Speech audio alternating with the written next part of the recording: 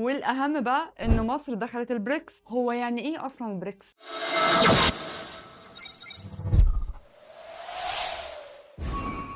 ثانية واحدة، لو قلت لك إن في مجموعة دول بتحاول تقلل اعتمادها على الدولار وتغير شكل الاقتصاد العالمي كله، هل هتصدقني؟ الغريب بقى إن المجموعة دي بقت تضم دول فيها مليارات البشر وأقوى اقتصادات صاعدة وأكبر منتجين للطاقة واسمها البريكس. لكن السؤال هنا بقى، هل هو مجرد تجمع اقتصادي ولا احنا قدام نظام اقتصادي جديد؟ والأهم بقى إن مصر دخلت البريكس، فإيه اللي ممكن يتغير بالنسبة لينا؟ السؤال الأهم هو يعني ايه اصلا بريكس؟ القصه بدات سنه 2009. 4 دول قرروا يقربوا من بعض اقتصاديا، هما البرازيل وروسيا والهند والصين، وبعدها بسنه انضمت ليهم جنوب افريقيا، ومن هنا ظهر اسم بريكس. الفكرة كانت بسيطة جدا، الدول دي شايفة ان حجم اقتصادها اكبر بكتير من تأثيرها في القرارات الاقتصادية الحالية العالمية، فقالوا بقى ليه ما يبقاش لينا صوت اقوى؟ طيب هو ليه العالم كله بيتكلم عن البريكس؟ لاننا ببساطة مش بنتكلم عن دول عادية، احنا بنتكلم عن دول فيها مليارات السكان، ومن اكبر دول منتجة طاقة والنفط، واقتصاداتها بتنمو بسرعة جدا. يعني ببساطة مجموعة زي دي لما تقعد على طاولة واحدة العالم كله يسكت ويسمع. السؤال الأهم بقى،